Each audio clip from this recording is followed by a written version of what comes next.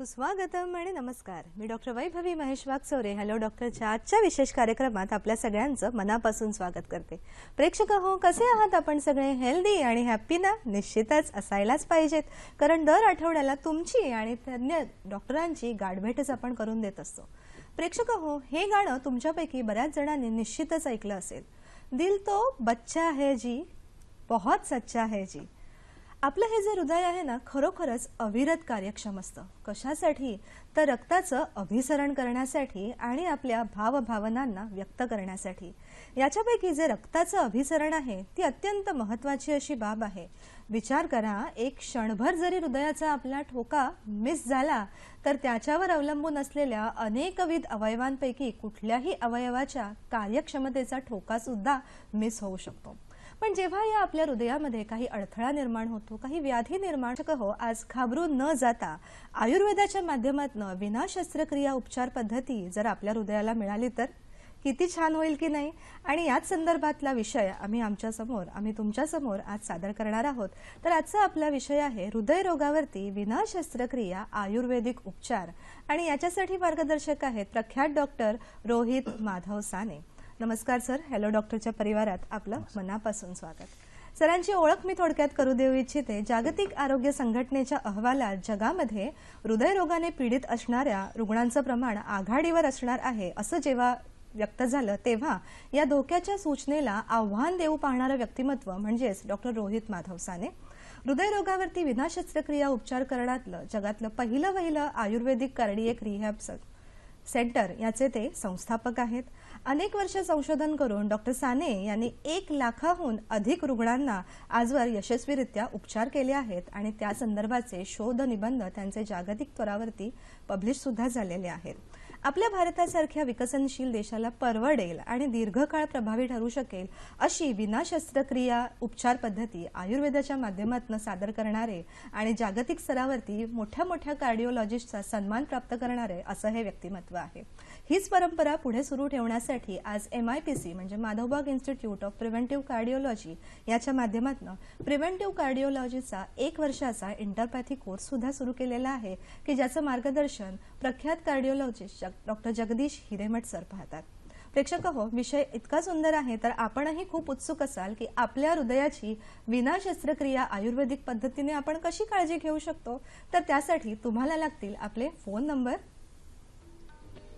संपर्कासाठी दूरध्वनी क्रमांक 022 हा कोड नंबर आहे आणि फोन नंबर आहे 24908050 आणि 24988050. तसंच एक्सटेन्शन आहेत 642 आणि 652.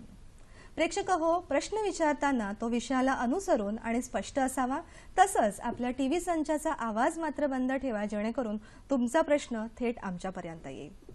तसंच डॉक्टरांच्या अनेकविध क्लिनिकमध्ये असलेल्या कार्डिओलॉजिस्टला अर्थातच प्रिव्हेंटिव्ह कार्डिओलॉजिस्टला भेटण्यासाठी आपण खूप उत्सुक असाल तर त्यासाठी त्यांच्या कार्डिओलॉजिस्टची वेबसाईट आणि त्यांचा फोन नंबर आपण कार्यक्रमाच्या दुसऱ्या ब्रेकनंतर आणि शेवटी पुन्हा एकदा दाखवणार आहोत, याची आपण सगळ्यांनी नोंद घ्यावी.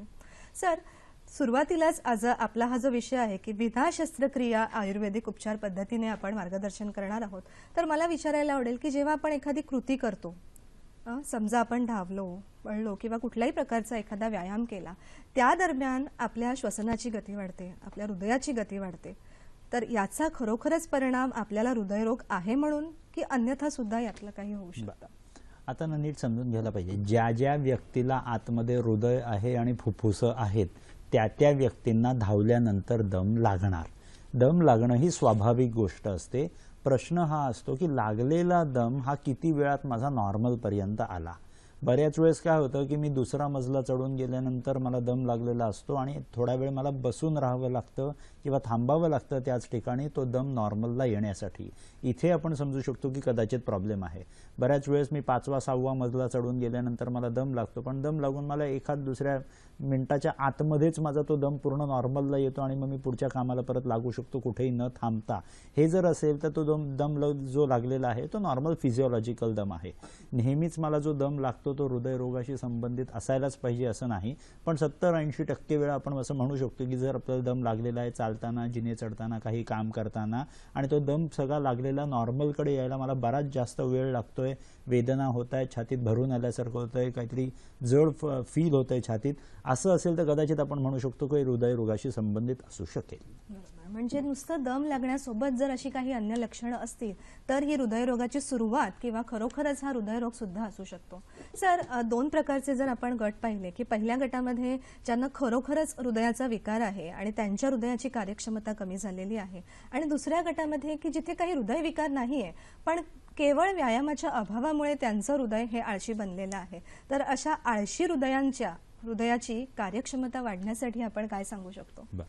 इथे ना आपल्याला समजून घ्यायला पाहिजे, जसे हे दोन गट बघितलेत ना, काही काही लोकांना हृदयरोगाचा त्रास आहे हे त्यांनी बघून घेतलेलं असतं किंवा कधीतरी आपल्याला त्रास होऊन गेलेला असतो पास्टमध्ये, आणि तेव्हा आपण हृदयाची कार्यक्षमता मोजतो तेव्हा आपल्याला दिसतं की हृदयाची कार्यक्षमता कमी झालेली आहे.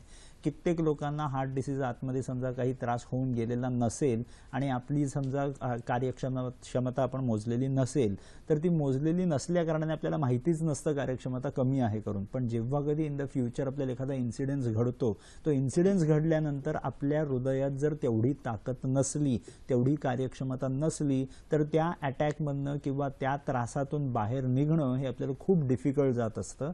म्हणून मी नेहमी एवढंच सांगू शकत असतो की सगळ्यांनी आपण आपल्या हृदयाची व्यायामाची कार्यक्षमता मोजून घ्यायला हवी. मोजून आपल्याला क्लिअर माहिती असं पाहिजे माझं हृदय सशक्त आहे, मला घाबरायची गरज नाही. बरोबर. म्हणजे व्यायामाची कार्यक्षमता मोजून घेणं आणि मग त्याच्या पुढचे उपचार करणं हे सगळ्यात महत्त्वाचं आहे. सर, आपल्याला एक प्रश्न येत आहे. अनिल बोलत आहेत नांदेड येथून. नमस्कार. हा, नमस्कार. प्रश्न विचारा. हा मॅडम, हे मला हृदयविकारची ट्रीटमेंट चालू आहे सध्या, लॅसिक, किमजूर वगैरे टॅबलेट. आणि माझा प्रॉब्लेम असा आहे की वजन काही कमी होत नाही माझं. बरं, प्रश्न विचारा. आणि म्हणजे कमलनयन बजाज इथं डॉक्टर सचिन मुखेडकर यांच्याकडे माझी ट्रीटमेंट चालू आहे बरं का. ठीक. वजन कमी होत नाहीये ट्रीटमेंटच्या दरम्यान, काय सांगू शकाल सर? आणि त्यांनी 15-20 वर्ष जगाल असं मला सांगितलं त्यांनी. छान. अनिलजी, उत्तर देतो आम्ही. सर, आता इथे समजून घ्यायला पाहिजे की कुठलाही हृदय रुग्ण असेल त्याच्यासाठी सर्वात इम्पॉर्टंट पॅरामीटर असतो म्हणजे त्याचं वजन.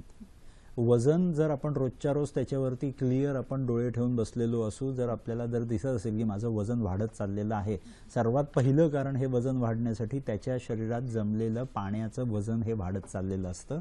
म्हणजे थोडक्यात दिसून येते ती म्हणजे सूज. जर हे वजन सुजेमुळे वाढलेलं असेल तर आपल्याला त्याच्यावरती काही ना काहीतरी उपाययोजना करायला हवी. जसे त्यांनी गोळ्यांची नावं घेतली, लॅसिक्स वगैरे, ही सगळी औषधं नॉर्मली आपल्या लघवीतून आपल्याला पाणी बाहेर काढून टाकायचा आपला प्रयत्न असतो.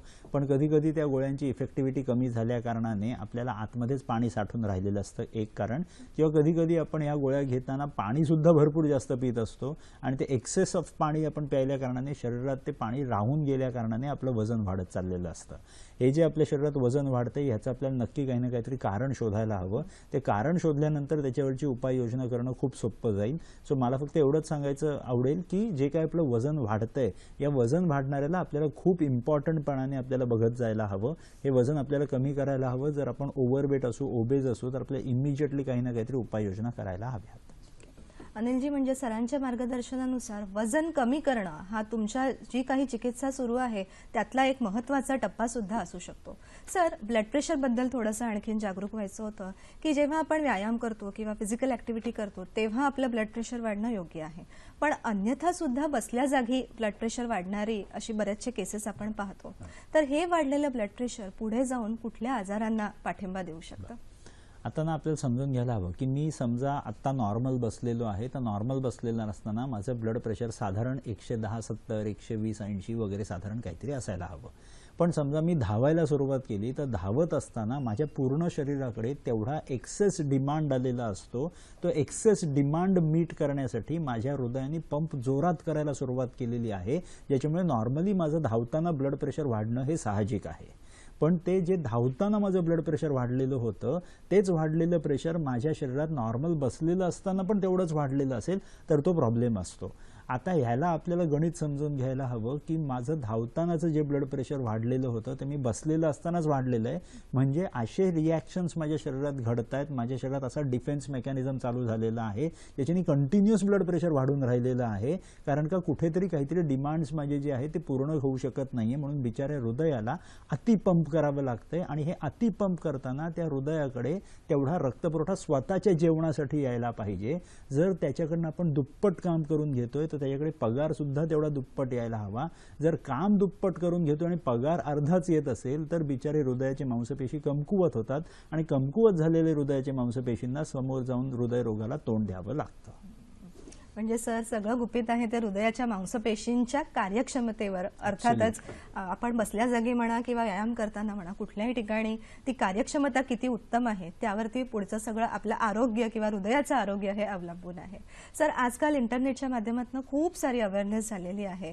म्हणजे बऱ्याचदा रुग्णच स्वतःहून सर्रास शब्द वापरले जातात की हार्ट फेल किंवा हार्ट अटॅक, ब्लॉकेजेस. तर मला तुमच्याकडनं जाणून घ्यायला आवडेल की हार्ट फेल होणं आणि हार्ट अटॅक येणं या दोन्ही गोष्टी सारख्या आहेत की भिन्न आहेत?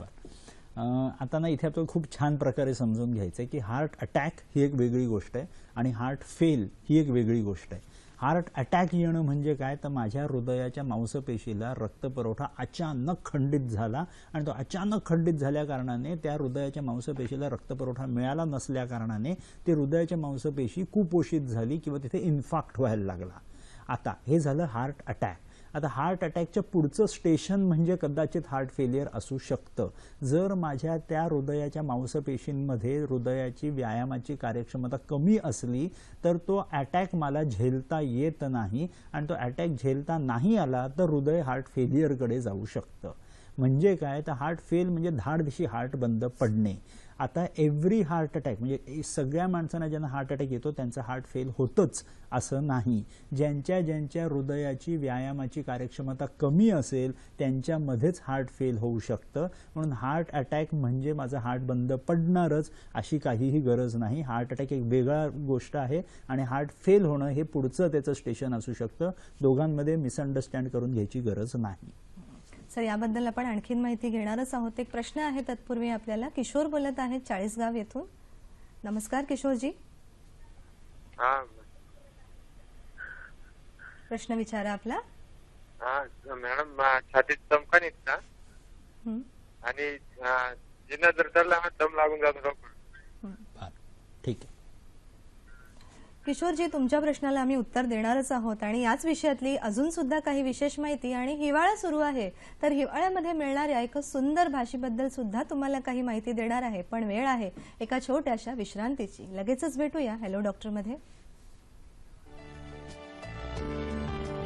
विश्रांतीनंतर हॅलो डॉक्टर मध्ये पुन्हा एकदा आपलं स्वागत. आजचा आपला विषय आहे हृदयरोगावरती विना शस्त्रक्रिया आयुर्वेदिक उपचार आणि मार्गदर्शक आहे डॉक्टर रोहित साने. प्रेक्षक हो, थंडीचा ऋतू सुरू आहे, हिवाळा सुरू आहे. खूप सुंदर सुंदर भाज्या मार्केटमध्ये आहेत. त्यातलीच एक भाजी म्हणजे दुधी भोपळा, बॉटल गार्ड असं आपण त्याला म्हणतो. दुधी भोपळ्याचा जर रस आपण उपाशीपोटी घेतला तर आपलं ब्लड प्रेशर नियंत्रणात येतच, त्याचसोबत वाढलेलं कोलेस्टेरॉल, वाढलेली चरबी सुद्धा नियंत्रणात येण्यासाठी याची मदत होते. प्रेक्षक हो, ब्रेकवरती जाण्यापूर्वी आपल्याकडे एक प्रश्न होता किशोर यांचा. सर त्यांच्या प्रश्नामधचं उत्तर देता देताच हार्ट फेल काय आहे हे सुद्धा जाणून घेऊया. आता कसं आहे की त्यांचा असा प्रश्न होता की मला छातीत कळ्या येतात, चालताना जिने चढताना मला दम लागल्यासारखा होतो. इथे आपल्याला समजून घ्यायला लागतं की एखाद्या व्यक्तीला दम जो लागतोय हा का लागतोय, कारण का हृदयाच्या मांसपेशींनी जेवढ्या स्ट्रॉंगली पंप करायला पाहिजे होता रक्तपुरवठा पूर्ण शरीरात तेवढा न करू शकल्या कारणाने त्या फुफ्फुसांना बिचाऱ्यांना श्वास घ्यायला अति जास्त प्रमाणात त्यांना काम करावं लागतंय. सो फुफ्फुस जे 16 मिनिटाला 16 श्वास घेत असतात त्या 16 श्वासांपेक्षा त्यांना जास्त श्वास घ्यायला लागतात, कारण तेवढं जास्त ऑक्सिजन त्यांना घ्यावं लागतं पुढे सर्क्युलेट करण्यासाठी. सो आपल्याला समजून घ्यायला पाहिजे की हृदयाच्या मांसपेशींची ताकद जर आपण इथे वाढवली तर घेतलेला ऑक्सिजन तो छान प्रकारे सगळ्या शरीराला पाठवू शकेल आणि तेवढा जो लागणारा दम असतो तो हळूहळू कमी होऊ शकत शकेल. त्याच वेळेला आपल्याला छातीत दुखतं किंवा जिने चढताना आपल्याला छातीत भरून येतं याचं सुद्धा गणित समजलं पाहिजे की हृदयाच्या मांसपेशींना जो पगार मिळालेला पाहिजे रक्त पुरवठ्याचा तो जर छान प्रकारे मिळू शकला तर हे छातीतलं दुखणं सुद्धा गायब होऊ शकेल. दरवेळेस छातीत दुखतं म्हणजे माझ्या हृदयातच प्रॉब्लेम असायला पाहिजे असं काही गरज नाही. पण आता हृदयरोगाचा आपला सगळा विषय असल्या कारणाने हा हृदयरोगाकडे आपण ठेवू शकतो. पण मी असं सांगू शकेन यांना की एक नॉर्मल स्ट्रेस टेस्ट जर करून घेतली, एक छोटीशी तपासणी ज्याच्यात 15 मिनिटं फक्त तुम्हाला ट्रेडमिलवरती चालायचं असतं, तेवढं जरी करून घेतलं तरी तुम्हाला हे कळू शकेल की आत्ता जो त्रास होतोय तो हृदयरोगाशी संबंधित आहे का नाही. निश्चितच. तर सर तुम्ही जे म्हणताय की नॉर्मल स्ट्रेस टेस्ट जरी करून घेतली, प्रेक्षक हो मला तुम्हाला इथे सांगायला आवडेल की माधवबागच्या सगळ्या क्लिनिकमध्ये ही स्ट्रेस टेस्ट केली जाते, तर निश्चितच आपण याचा लाभ घेऊ शकतो. सर ही हार्ट फेलियरची जी स्थिती आहे ती अचानक निर्माण होऊ शकते का? म्हणजे समजा आपण काही काम करत आहोत किंवा झोपलो आहोत, विश्रांतीची वेळ आहे, तेव्हाही हे होऊ शकते का? असं खूप रेअरली होतं. जर मला समजा हार्ट अटॅक येऊन गेलेला असेल आणि हार्ट अटॅक येऊन माझ्या हृदयाच्या काही मांसपेशी मृत झालेल्या असतील, इन्फार्क्ट झालेला असेल आणि माझं इजेक्शन फ्रॅक्शन डाऊन झालेलं असेल, तर अशा वेळेला मला झोपेत आडवं झोपलेलं असताना, पाणी जास्त सेवन केलेलं असताना मला हार्ट फेलियरची स्थिती अचानक निर्माण होऊ शकते. पण रेअर असते ती कंडिशन. ज्यांना हार्ट अटॅक येऊन गेलेला आहे त्यांच्यामध्येच जास्त काही कॉमन दिसू शकेल. निश्चितच. जाणून खूप आनंद वाटला सर या गोष्टीचा. यातच आपल्याला एक फोन आहे. वासुदेव बोलत आहेत जळगाव येथून. नमस्कार वासुदेवजी, प्रश्न विचारा. हा नमस्कार मॅडम. नमस्कार. हा मी वासुदेव बडगुजर बोलतोय धरणगाव इथून, जिल्हा जळगाव. माझी 2 वर्षापूर्वी एंजिओप्लास्टी झाली होती. 2 ब्लॉकेज होते आणि आता मी आयुर्वेदिक उपचार घेतले तर चालतील का आणि आयुर्वेदामध्ये काय घेतलं पाहिजे? आणि दुसरी गोष्ट अशी की तंबाखूमुळे ब्लॉकेज होऊ शकतात का आणि यासाठी काय काळजी घेतली पाहिजे? वासुदेवजी आईबद्दलचा प्रश्न विचार. काय एंजिओप्लास्टी होऊन गेलेली आहे, एंजिओप्लास्टी नंतर आयुर्वेदिक उपचार घेऊ शकतो का? तर हो, नक्की घेऊ शकतो. काही प्रॉब्लेम होऊ शकत नाही त्याच्यात. पुढचे जे काही ब्लॉकेजेस टाळायचे असतात किंवा पुढच्या वेळेस जे आपल्या हृदयाची मांसपेशींची ताकद वाढवून ठेवायची असते, रक्तपुरवठा हृदयाच्या मांसपेशींना छान प्रकारे आणायचा असतो, हे सगळं आपण आयुर्वेदाच्या थेरपीजमधनं आपण करू शकतो. पुढचा प्रश्न त्यांचा असा होता की तंबाखूमुळे हा प्रॉब्लेम होऊ शकतो का? तर 101% येस मी असं म्हणू शकेन. तंबाखूमुळे घडतं काय? तर तंबाखूमुळे आपल्या रक्तवाहिन्यांची आतली भिंत, ज्याला आपण एंडोथिलियम म्हणत असतो, ते एंडोथिलियम डॅमेज करून टाकत असतं ते तंबाखू. रक्तवाहिनी आपल्या ठिसूळ होत असतात आणि ते झाल्या कारणाने तिकडच्या ज्या काही रक्तवाहिन्या आतमधली भिंत फाटल्या कारणाने त्याच्यात चरबी आतमध्ये जाऊन लपून बसू शकते आणि नवीन त्याच्यातून ब्लॉकेजेस होऊ शकतात. ॲज वेल एज ब्लॉकेजेसच्या पलीकडे रक्ताची गुठळी येऊन सुद्धा हार्ट अटॅक येण्याचं प्रमाण अति वाढत असतं तंबाखूमुळे. सो तंबाखूमुळे हृदयरोगाचं प्रमाण घडतं का? येस, घडू शकतं, त्याला काही दुमत नाही. तंबाखूचा इथे प्रश्न आला होता. तर तंबाखू, मद्यपान किंवा इतरही काही मादक पदार्थांच्या सेवनामुळे हृदयरोग होण्याचं आणि पुढे वाढण्याचं प्रमाण सुद्धा जास्त दिसून येतं. सर आता आपण हार्ट फेलियर बद्दल तर पाहिलं, पण हार्ट अटॅक म्हणजे कॉमनली हा शब्द वापरला जातो, पण एका साध्या भाषेत आम्हाला सांगू शकाल हार्ट अटॅक म्हणजे काय असतं? सरळ साधी गोष्ट की माझ्या हृदयाला दर मिनिटाला 225 ml चा रक्तपुरवठा लागत असतो. नॉर्मल आत्ता बसलेलो आहे तर माझ्या हृदयाला 225 ml चा रक्तपुरवठा पाहिजे. मी धावायला लागलो की तो रक्तपुरवठ्याची नीड वाढायला लागत असते. आता मी धावतोय किंवा बसलेलो आहे, माझ्याकडे जो लागणारा रक्तपुरवठा जेवढ्या दर मिनिटाला यायला पाहिजे तो जर नाही आला, न येण्याची कारणं अनेक असू शकतात, ज्याच्यात सर्वात इम्पॉर्टंट रक्ताची गुठळी त्या रक्तवाहिनीत येऊन अडकणे आणि ते अडकल्या कारणाने त्या हृदयाच्या मांसपेशीला रक्तपुरवठा नाही मिळाला, अचानकपणे जर हे घडलं तर आपण त्याला हार्ट अटॅक म्हणत असतो, ज्याच्यात त्या हृदयाच्या मांसपेशीला 6 तासाची वेळ असते. 6 तासात जर त्याचा रक्तपुरवठा पुरेपूर नाही आला तर ती हृदयाची मांसपेशी तिथे संपू शकते किंवा बेशुद्ध होऊ शकते आणि ते झालेले हे 6 तासाचा खेळ म्हणजे थोडक्यात हार्ट अटॅक. आलं लक्षात. म्हणजे 6 तासाचा खेळ सर तुम्ही फार सुंदर शब्द वापरलात. पण इथे जेव्हा कधी इमर्जन्सी येते तेव्हा रुग्ण आपल्याला जाणून घेण्याची गरज आहे की 6 तास खूप जास्त पिरियड आहे, तरीही जेवढ्या लवकरात लवकर जमू शकेल तेवढ्या लवकरात लवकर वैद्यकीय सुविधा घेणं अत्यंत आवश्यक आहे. सर ब्लॉकेजेस असाच एक शब्द आहे की जे सर्रास आपण वापरतो, तर या ब्लॉकेजेसमुळे हार्ट अटॅक होऊ शकतो का? आता आपल्याला समजून घ्यायला हवं की ब्लॉकेजेस जेव्हा आपण म्हणत असतो तेव्हा ब्लॉकेजेस म्हणजे चरबीची गुठळी आपण म्हणत असतो, जी कोलेस्ट्रॉलने निर्माण झालेली असते. वाईल हार्ट अटॅक जो येतो तो रक्ताच्या गुठळीमुळे निर्माण झालेली असते आणि रक्ताची गुठळी ही प्लेटलेट्सनी निर्माण झालेली असते. ब्लॉकेजेस म्हणजे चरबीची गुठळी, हार्ट अटॅक जो येतो तो रक्ताच्या गुठळीने येतो. ब्लॉकेजेस ही रक्ताची गुठळी निर्माण होण्याचं एखादं कारण असू शकेल, पण रक्ताची गुठळी निर्माण व्हायला शरीरात असे 200 कारणं निर्माण होऊ शकतात ज्याच्याने रक्ताची गुठळी निर्माण होऊ शकते. म्हणून हार्ट अटॅक फक्त ब्लॉकेजेसने येतो का, तर असं नाही. मग अशी जसं त्यांनी विचारलं की तंबाखू सेवनाने सुद्धा हार्ट अटॅक येऊ शकतो. समजा एखाद्या वेळेस मला खूप भीती वाटलेली असेल, काहीतरी भयंकर काहीतरी न्यूज मी ऐकलेली असेल, त्याच्यात सुद्धा मला तेव्हा अशी सिच्युएशन निर्माण होऊ शकते. सो ब्लॉकेजेस आणि हार्ट अटॅक या दोघांचा डायरेक्ट संबंध लावण्याची गरज नसते. ब्लॉकेजेस म्हणजे चरबीची गुठळी आणि हार्ट अटॅक जो येतो तो रक्ताच्या गुठळीने येत असतो. दोन्ही भिन्न भिन्न वेगवेगळे रोग आहेत, तर वेगवेगळ्या प्रकारे समजून घ्यायला हवं. बरोबर सर, खूप उत्तम तुम्ही मार्गदर्शन केलेलं आहे की हार्ट फेल होणं आणि हार्ट अटॅक येणं हे दोन्हीही वेगवेगळे रोग आहेत आणि चिकित्सा सुद्धा करताना त्यांचा वेगवेगळा असाच विचार केला जातो. सर, आणखीन जाणून घ्यायला आवडेल की हार्ट फेलियर याची काही कारणं आहेत का आणि पुढे काही लक्षणं प्रत्यक्षात आपल्याला दिसतात का? सांगतो. हार्ट फेलियरची लक्षणं जर आपण घ्यायची म्हटली तर सर्वात पहिलं लक्षण काय असेल तर मला चालताना, जिने चढताना, धावताना दम लागणे किंवा मला छातीत गुदमरल्यासारखं फील होणे, छातीत काहीतरी भारी झाल्यासारखं फील होणे, बऱ्याच वेळेस आपल्याला कंटिन्युअस ढेकर यायला लागलेले असतात, बऱ्याच वेळेस छातीत अनइझी फील व्हायला लागले असतं, पायावरती सूज आलेली असते, चालताना मध्येच काहीतरी डोळ्यासमोर अंधार येतो, मध्येच काहीतरी खुर्चीवरून बसून उठल्यानंतर मध्येच काहीतरी डोळ्यासमोर अंधार यायला लागतो.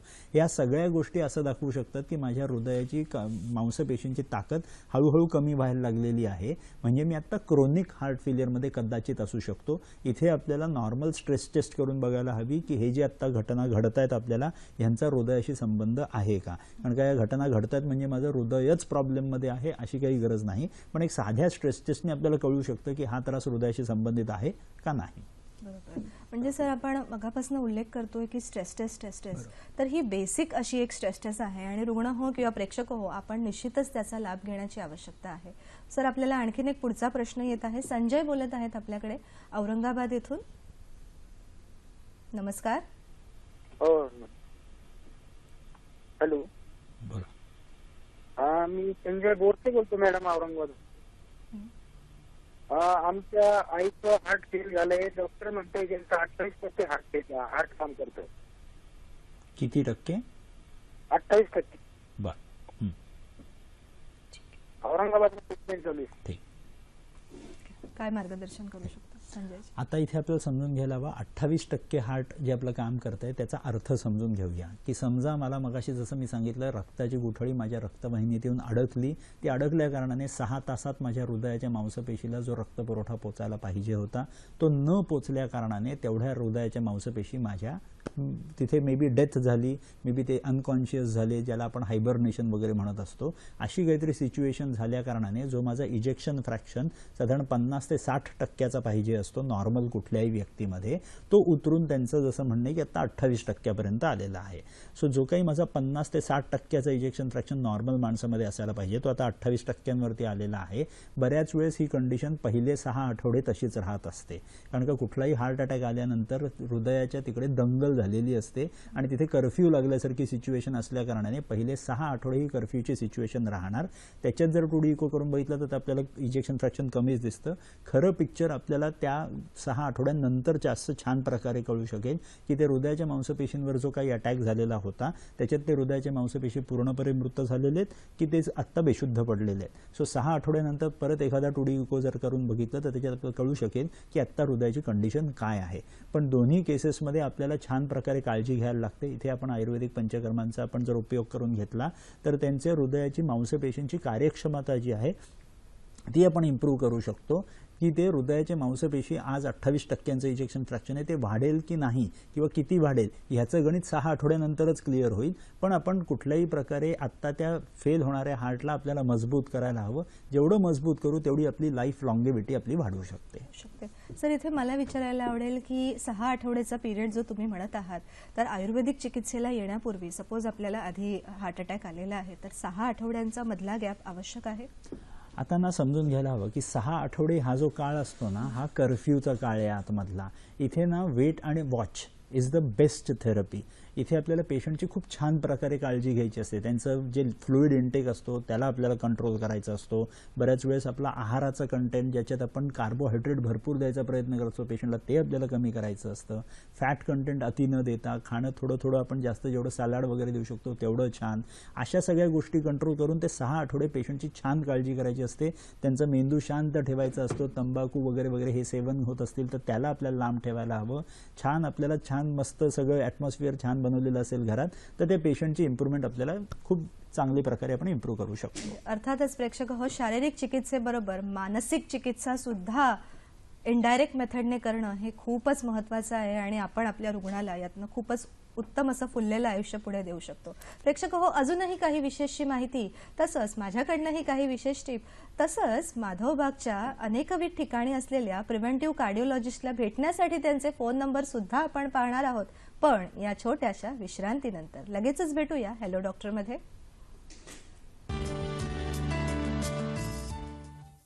विश्रांतीनंतर हॅलो डॉक्टरमध्ये पुन्हा एकदा आपलं मनापासून स्वागत. आजचा आपला विषय आहे हृदयरोगावरती विना शस्त्रक्रिया आयुर्वेदिक उपचार आणि मार्गदर्शक आहेत डॉक्टर रोहित माधव साने. प्रेक्षक हो, महाराष्ट्रभर पसरलेल्या अनेकविध प्रिव्हेंटिव्ह कार्डिओलॉजिस्टला भेटण्यासाठी त्यांचे फोन नंबर आपण पाहूया. माधवबाग आयुर्वेद हृदयरोग निवारण केंद्र, ब्लॉकेजेस, ब्लड प्रेशर, मधुमेह यासाठी माधवबागची कार्डियक रिस्क असेसमेंट करून घ्या. त्यासाठी फक्त मिस कॉल द्या. फोन नंबर आहे 022 हा कोड नंबर 399660066.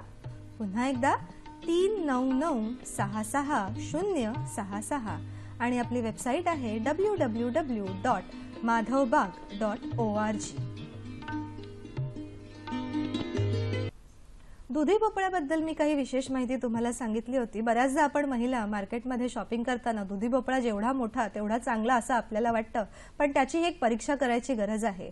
दुधी भोपळ्याला घेताना जर आपण बाहेरनं टिचकी मारली आणि या टिचकीचा आवाज हलका आला तर तो भोपळा चांगला समजावा आणि हाच जर आवाज जड भरीव असा आला तर तो जून झालेला आहे आणि त्यामध्ये बियांचा निर्माण झालेला आहे, तर असा दुधी भोपळा घेऊ नये. प्रेक्षक हो, ब्रेकवरती जाण्यापूर्वी आपण चर्चा करत होतो की heart failure, heart attack. Sir, फेलियरमध्ये पुढे जायला आवडेल की या फेलियरचे काही प्रकार आहेत का किंवा वेगवेगळ्या स्टेप्स याच्यामध्ये काही असतात का, स्टेजेस असतात. हार्ट फेलियरचं आपण जरा अर्थ नीट समजून घेतला तर होतं काय की समजा मला आज हार्ट अटॅक आलेला आहे. हार्ट अटॅक आलेला असताना 2 सिच्युएशन्स निर्माण होऊ शकतात. एक म्हणजे माझ्या हृदयात काडी मात्र सुद्धा ताकद नव्हती त्या हार्ट अटॅक विरुद्ध लढायची, तर मी ॲक्यूट हार्ट फेलियरमध्ये जातो, म्हणजे धाड दिशे माझं हार्ट बंद पडू शकतं. दुसरी सिच्युएशन अशी असते की हार्ट अटॅक आलेला असताना माझ्या हृदयाच्या मांसपेशींमध्ये मस्त ताकद होती. ताकद असल्या कारणाने माझ्या हृदयाच्या मांसपेशी जरी काही तिथे मृत झालेल्या असल्या किंवा काही बेशुद्ध जरी झालेल्या असल्या तरी बाकीच्या हृदयाच्या मांसपेशींमध्ये ताकद होती, ज्याच्यामुळे माझं हार्ट त्या हार्ट अटॅकच्या विरुद्ध लढायला लागलं. मग हळूहळू तो फेल होत असतो, त्याला आपण क्रोनिक हार्ट फेलियर म्हणत असतो. पण अशी सुद्धा काही कंडिशन असते की हार्ट अटॅक आलेला असताना माझ्या हृदयात भयंकर जास्त ताकद होती आणि त्या हृदयाने त्या हार्ट अटॅकच्या विरुद्ध लढून माझं हृदय बिलकुल हार्ट फेलियरमध्ये गेलेलं नाही. हे सुद्धा असं एक प्रकार असू शकतो. बऱ्याच वेळेस लोकांना कळतं की मला कधीतरी पास्टमध्ये हार्ट अटॅक येऊन गेलेला आहे पण मला अजून माहितीच नव्हतं. हे कदाचित त्या झोनमधली लोकं असू शकतील. सो हार्ट फेलियरचे असे 3 वेगवेगळे प्रकार आपण म्हणू शकतो, ज्याच्यात ॲक्यूट असेल, क्रोनिक असेल किंवा व्हेरी व्हेरी क्रोनिक असू शकेल. सर, अजूनही माहिती घेऊयात पण तत्पूर्वी आपल्याला एक फोन आहे. भगवान बोलत आहेत आपल्याकडे. नमस्कार. नमस्कार. हा, माझा प्रश्न असा आहे की माझं अँजिओप्लास्टी झालं 3 महिन्यापूर्वी. हा, त्याच्यानंतर मला कधी प्रश्न विचारा. हो, त्याच्यानंतर मला कधी मध्ये गुची येतात, अंग सुचतंय माझं आणि चक्कर येते कधी मध्ये आणि छातीत दुखते. आणि पित्ताचा आजार बरेच दिवसापासून येतोय मला, जवळपास 10 वर्ष झाले असतील. अंग सुचतंय, त्याचा उपचार होईल का? ठीक. आता अँजिओप्लास्टी झालेली आहे. अँजिओप्लास्टी झालेली असताना अंग सुचतंय. आता हे अंग जे सुचतंय हे आता पित्तामुळे सुचतंय असं त्यांचं म्हणणं आहे. जर हे पित्तामुळे सुचतंय तर त्याचा हृदयरोगाशी डायरेक्ट काही संबंध लावण्यात काही अर्थ नाही. पण मी असं नेहमी सांगू शकतो की जेव्हा आपली अँजिओप्लास्टी झालेली असते, आपल्या रक्तवाहिन्यांमध्ये तेव्हा तिथे ब्लॉकेजेस होते, त्यांनी आपल्या हृदयाच्या मांसपेशींना जे काही कमकुवत केलेलं होतं ते असताना जेव्हा कमकुवत झालेली सिच्युएशन होती ती आता आपल्याला ॲसेस करून बघायची गरज आहे. Every post angioplasty post bypass पेशंटने स्वतःची स्ट्रेस टेस्ट दरवर्षी एकदा करायला हवी. त्या एका वर्षाच्या स्ट्रेस टेस्टमध्ये जेव्हा आपल्याला कळत असतं त्याच्यात मेट व्हॅल्यू जेव्हा आपल्याला कळत असते की हृदयाची व्यायामाची कार्यक्षमता किती आहे, ही कळल्यानंतर आपल्याला पुढचे गणित लावायला खूप सोपं पडतं की आत्ता आपल्या हृदयाचं स्टेटस काय आहे. म्हणून मी आता ह्यांना असं सांगू शकेन की पित्ताचा जो काही त्रास होतोय त्याच्यावरती तर चिकित्सा नक्कीच होईल, पण अँजिओप्लास्टी जी झालेली आहे आणि ती झाल्यानंतर आता 2 वर्ष झालेली आहे, पण स्ट्रेस टेस्ट करून घेणं हे आपल्याला खूप छान प्रकारे हृदयाची ताकद सांगायला सोपं पडू शकेल. स्ट्रेस टेस्टवरूनच सर तुम्हाला पुढे विचारावं लागेल की हार्ट फेलियरमध्ये सध्या माझं हृदय आहे किंवा त्याच्या दिशेने वाटचाल करत आहे, हे आपण कसं बरं ओळखायचं?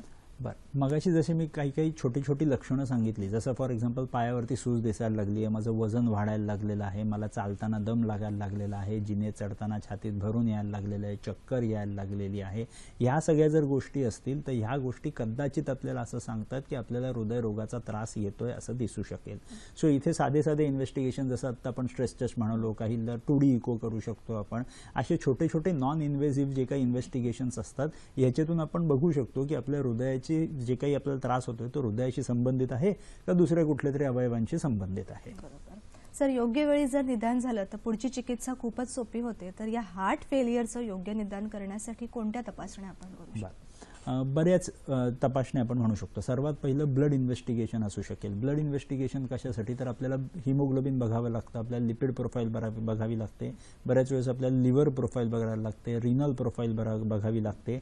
हे कशासाठी, तर माझं हार्ट जर फेल होत असेल तर त्याच्याबरोबर बाकीचे अवयव सुद्धा त्याच्या मागे फेल व्हायला लागत असतात.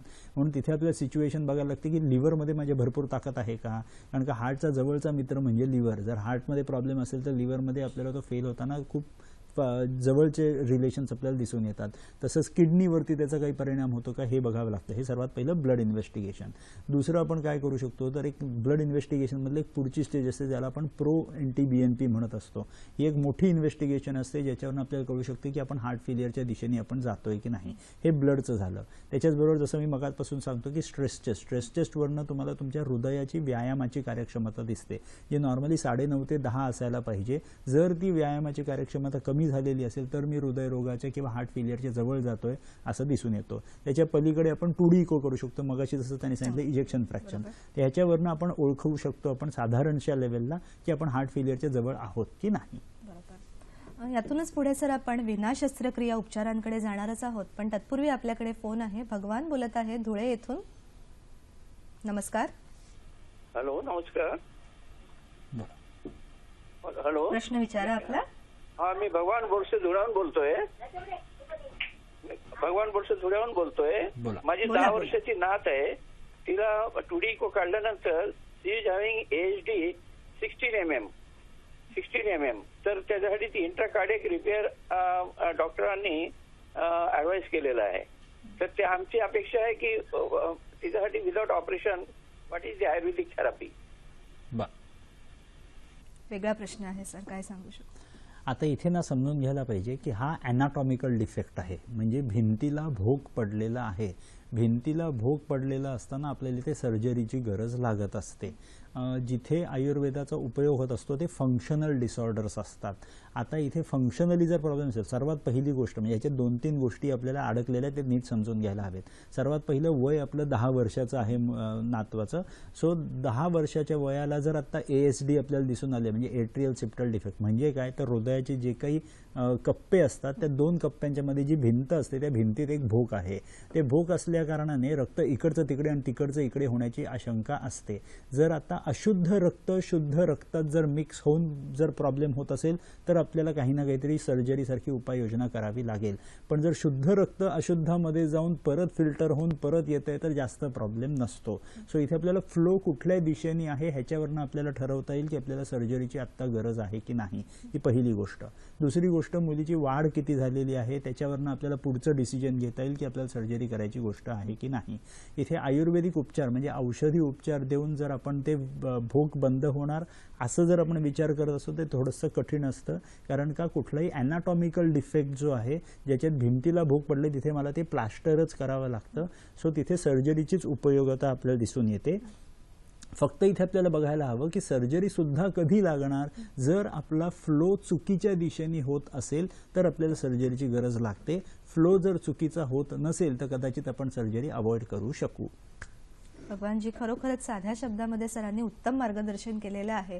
फ्लोची गोष्ट जर आपल्या लक्षात आली तर पुढचा निर्णय आपण निश्चितच घेऊ शकतो. सर, आता निदानापर्यंत आपण आलो हार्ट अटॅक किंवा हार्ट फेलियरच्या. पुढे जी उत्सुकता आमची आहे विशेषतः की आयुर्वेदिक आणि विना शस्त्रक्रिया उपचार, तर माधवबागकडे अशा कुठल्या ट्रीटमेंट्स आहेत अशा? बरं, आता आपल्याला समजून घ्यायला हवं की हृदय म्हटलं की त्याचे वेगवेगळे रोग असतात. जसं आता त्यांनी सांगितलं की हृदयाच्या कुठल्या तरी भिंतीला भोग पडलेला आहे तर तिथे विना शस्त्रक्रिया आयुर्वेदिक उपचार तिथे किती करू शकू किती नाही करू शकू हा एक लिमिटेशन असतं. पण हृदयाचे बाकीचे रोग असतात. जसं आपण म्हणू शकतो की हृदयाच्या मांसपेशींची ताकद कमी झालेली आहे, ते बिचारे पंप करू शकत नाहीये तेवढ्या एफिशियंटली, तिथे आपण नक्की उपचार करू शकतो. पहिली गोष्ट. दुसरी गोष्ट, त्या हृदयाच्या मांसपेशींना येणारा रक्तपुरवठा बऱ्याच वेळेस कमी पडलेला असतो. काही ना काहीतरी अडथळे निर्माण झालेले असतात आणि त्या अडथळ्यांमुळे हृदयाच्या मांसपेशीकडे जो रक्तपुरवठा येत नसतो त्याच्यामुळे हृदयाच्या मांसपेशी परत कमकुवत होतात. ह्या रोगावरती सुद्धा आपण विना शस्त्रक्रिया आयुर्वेदिक उपचार करू शकत असतो. सो दोन्हीचे आपल्याला गोष्टी नीट समजून घ्यायला पाहिजे. पहिली गोष्ट, त्याला आपण हार्ट फेलियर म्हणत असतो, ज्याच्यात हृदयाची मांसपेशी हळूहळू कमकुवत होत चालली. मे बी डायबिटीजमुळे, ब्लड प्रेशरमुळे किंवा ओबेसिटीमुळे, स्मोकिंगमुळे, टोबॅकोमुळे, अल्कोहॉलमुळे, अशी बरीच कारणं असतात ज्याच्याने हार्ट फेलियर घडू शकतं. दुसरी गोष्ट, जिथे रक्तपुरवठा कमी पडतो ज्याला आपण इस्चेमिक हार्ट डिसीज म्हणत असतो. दोन्हीमध्ये सुद्धा आपण आयुर्वेदिक विना शस्त्रक्रिया उपचार पद्धती करू शकतो आणि दोन्हीमध्ये सुद्धा छानसा फायदा आपल्याला होताना दिसून येऊ शकत असतो. म्हणजे माधवबागची जी उपचार पद्धती आहे ती अशा दोन्ही गोष्टींमध्ये आपल्याला हितकारक अशी ठरू शकेल. सर, पुढे विचारायला आवडेल की जर मी हार्ट फेलियरमध्ये आहे किंवा त्याची काही सिम्पटम्स दिसत आहेत किंवा माझ्या हृदयाची जी शक्ती आहे, कार्यक्षमता आहे, ती वाढवण्यासाठी किंवा प्रतिबंध करण्यासाठी आपण काय करू शकतो? आपण normally heart failure reversal therapy आपण समजून घ्यायला हवी. जिथे माझं हृदयाची मांसपेशी कमकुवत होत चाललेली आहे, तिची ताकद कमी होत चाललेली आहे, तिथे आपण आयुर्वेदिक उपचार करू शकतो. पंचकर्माचा उपयोग करून घेऊ शकतो. जिथे आपण 4 गोष्टी आपण करत असतो. त्याच्यात स्नेहन, स्वेदन, हृदधारा, बस्ती अशा वेगवेगळ्या गोष्टी करत असतो. साधारण 1-1.5 तासाची प्रोसिजर असते. साधारण आपल्याला 7 ते 14 किंवा 21 सिटिंग्स आपण अंदाजे आपल्याला करता येत असतात तुमच्या हृदयाच्या व्यायामाची कार्यक्षमतेनुसार. सो त्याच्या अनुसार जर आपण ठरवलं की इतक्या सिटिंग्स करायचे तर तेवढ्या सिटिंग्समध्ये जो काही लागणारा दम असेल, जो काही आपल्याला गुदमरल्यासारखं वाटतं, पायावरती सूज येत असते, ती आपल्याला कमी होताना दिसून येऊ शकत असते. सो हार्ट फेलियर किंवा क्रोनिक हार्ट फेलियर आपण अजून छान प्रकारे त्याला शब्द मांडूया. तर क्रोनिक हार्ट फेलियरचे जर आपण रुग्ण असू तर त्याच्याने आपल्याला हार्ट फेलियर रिव्हर्सल थेरपीने आपल्याला तिकडे इम्प्रूव्हमेंट आपल्याला दिसण्याची शक्यता असू शकते.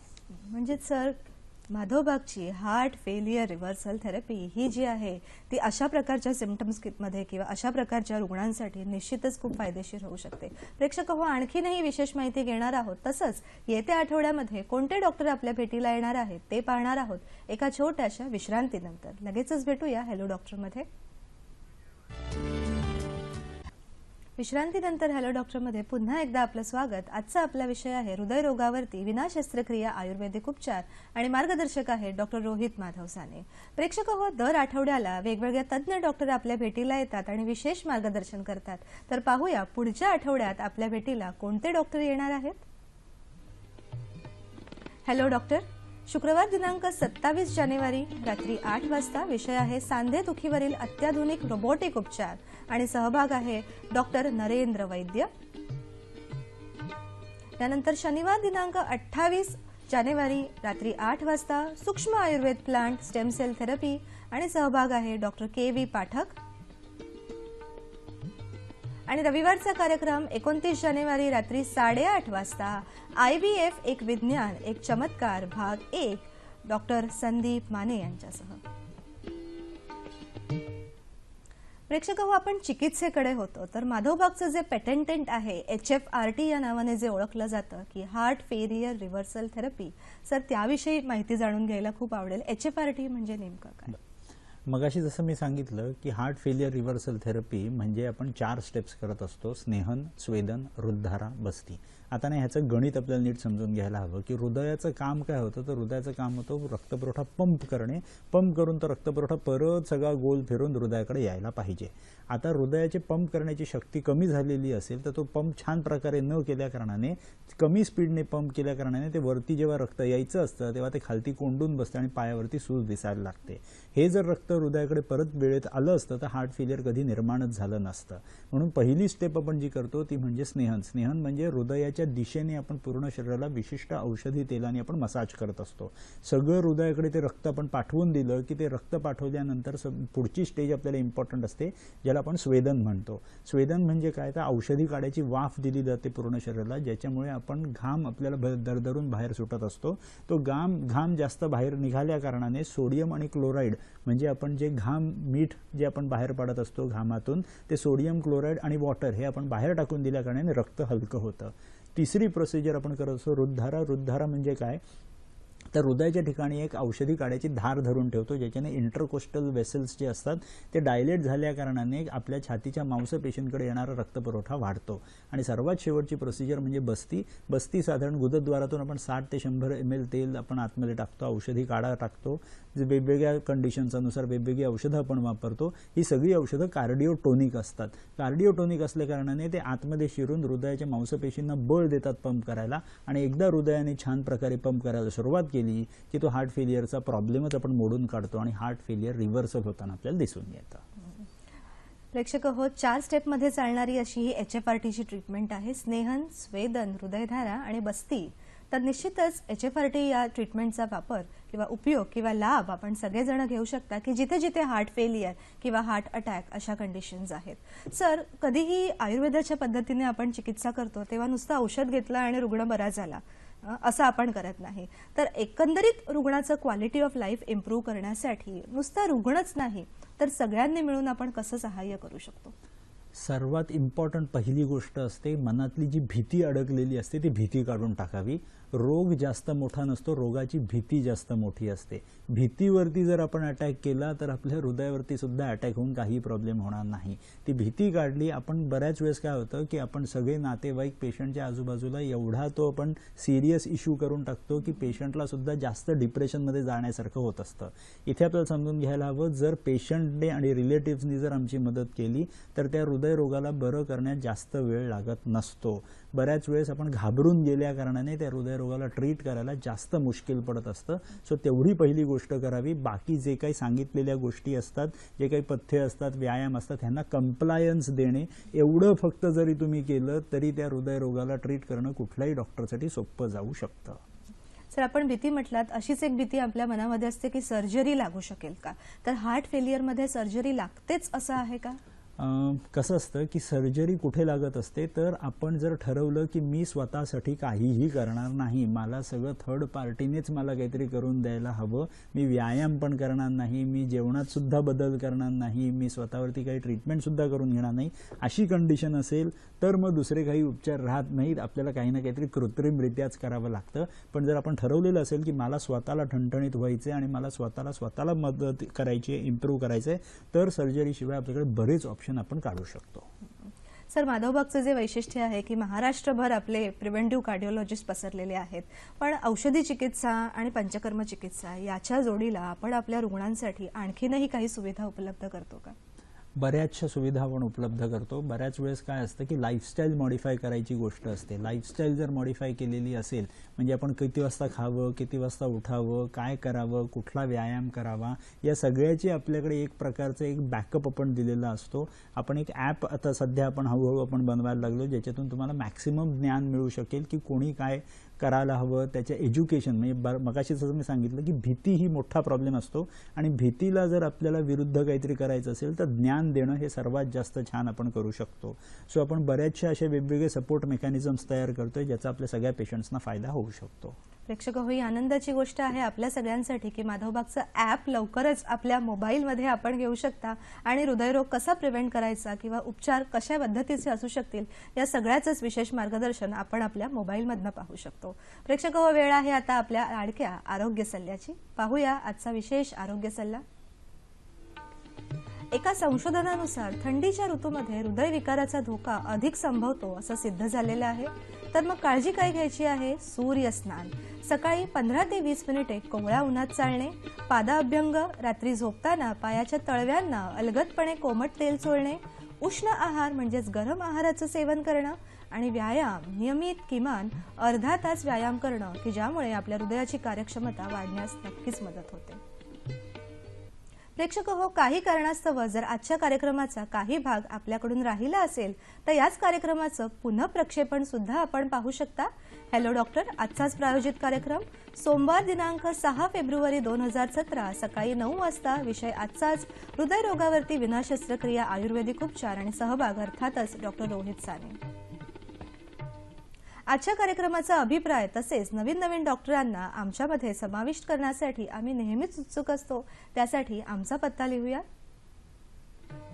निर्माती हॅलो डॉक्टर, दूरदर्शन केंद्र, वरळी, मुंबई 400030. ईमेल ॲड्रेस आहे hellodoctor@ddkmumbai@gmail.com. तसंच फेसबुक आणि यूट्यूबच्या लिंकवरून सुद्धा तुम्ही आमच्याशी थेट संपर्क करू शकता. सर, अगदी सरतेशेवटी आमच्या सगळ्या प्रेक्षकांसाठी प्रिव्हेंटिव्ह कार्डिओलॉजीचा तुम्ही काय सल्ला देऊ शकाल?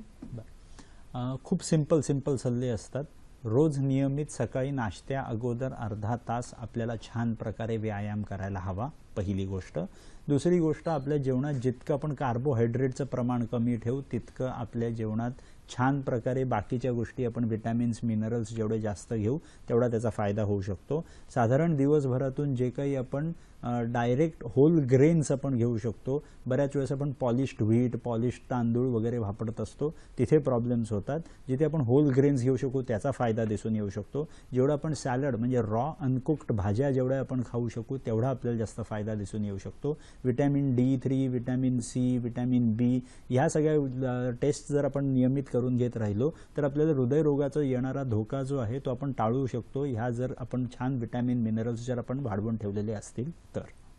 खूप सुंदर सल्ला दिलात. तरीही सर, मनातली उत्सुकता प्रश्नांची संपत नाही. रॅपिड फायरच्या माध्यमातून आपण त्याचं निराकरण करावं.